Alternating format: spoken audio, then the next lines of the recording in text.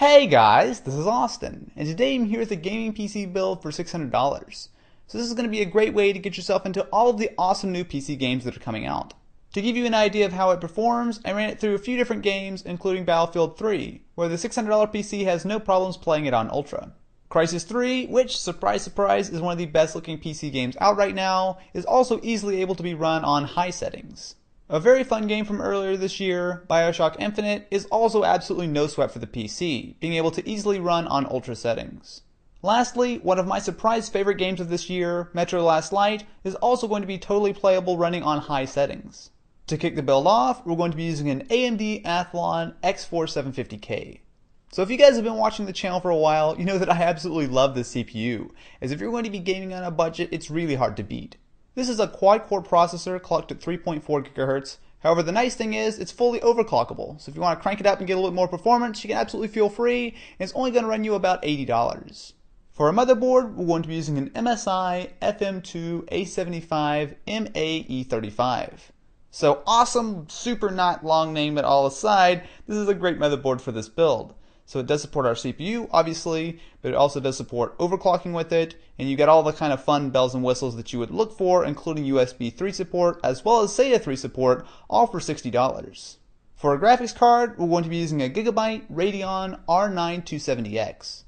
So I recently just reviewed the new R9 and R7 series of AMD graphics cards, and spoiler alert, they're awesome. So the R9 270X is probably the sweet spot in the range, as it gives you tons of performance. You get that 2 GB of memory, which is great to have on a graphics card, and it really is going to give you enough power to play pretty much any game you want out there for quite a while, all for $200. For memory, we're going to be using 8 GB of Corsair Vengeance DDR3 RAM. So I've used this stuff in a ton of my builds, and it's never let me down. So with 8 gigs of RAM, that's going to be plenty for pretty much any game you throw at it, including a little bit of multitasking, and it also is rated at 1600 MHz, which is the sweet spot in my opinion. You can spend a lot more on gamer series RAM, and that's nice and that's fine, but to be totally honest, you're paying a lot more for what really isn't going to be a whole lot more performance. So the Vengeance series RAM is going to cost you about $70, and it's going to be well worth it. For a hard drive, we're going to be using a 1TB Western Digital Caviar Black. So again, this is another staple of my PC builds, as this is pretty much the default standard for a gaming hard drive. So with 1 TB of capacity, you're going to have plenty of room for your games, for your music, videos, all that kind of fun stuff. Although there is a 2 TB version if you want a little bit more storage. And it's also going to give you enough performance. So it's definitely no SSD, however it's definitely not anywhere near as expensive as a 1 TB SSD. So this is a great choice, and it's going to run you about $90. For the power supply, we have a 500 watt Corsair CX500. So the power supply is the literal heart of your build. So if you cheap out here, expect to run into issues before too long. So with 500 watts of capacity, it's going to be plenty for everything we have in this build, and then some. So if you want to add extra hard drives, fans, that kind of stuff, that's going to be totally okay. And it's also going to be an 80 plus bronze certified power supply, which means that not only is it going to be high quality, it's also going to save you a little bit on your power bill. So a win-win there for about $50. For a case, we're going to be using the Rosewell Line M. So this is an underrated case in my opinion. It's micro ATX, which means that it's going to be a little bit smaller than the average size tower. However, that's definitely nice if you want to save a little bit of space on your desk. But it doesn't skimp at all on performance, with 2 included 120mm fans, as well as both USB 2 and USB 3 support on the front panel, making this an awesome case, very small, very easy to work with for about $50.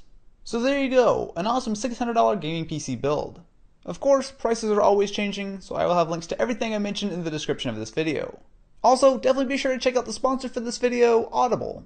Audible.com is a leading provider of audiobooks with more than 100,000 downloadable titles across all types of literature, including fiction, nonfiction, and periodicals. As much as I love to read, I don't always have the time, so that's where Audible is absolutely perfect. So I'll download a book to my phone, and I'll be able to listen to it in the car or when I'm going to bed, and it is awesome. Lately, I've been listening to the Steve Jobs biography by Walter Isaacson. So regardless of how you feel about Steve Jobs, it's definitely a really interesting story. If you guys haven't tried Audible yet, all you need to do is go to audible.com/Austin to download this book or any book for free when you try Audible. It's an awesome service, I use it all the time, so definitely be sure to check out audible.com/Austin and give it a shot. Anyway guys, thank you so much for watching. If you enjoyed and you want to see more gaming PC videos like this, definitely be sure to subscribe to the channel so you're always kept up to date with the latest and greatest. Anyway guys, I will catch you next time.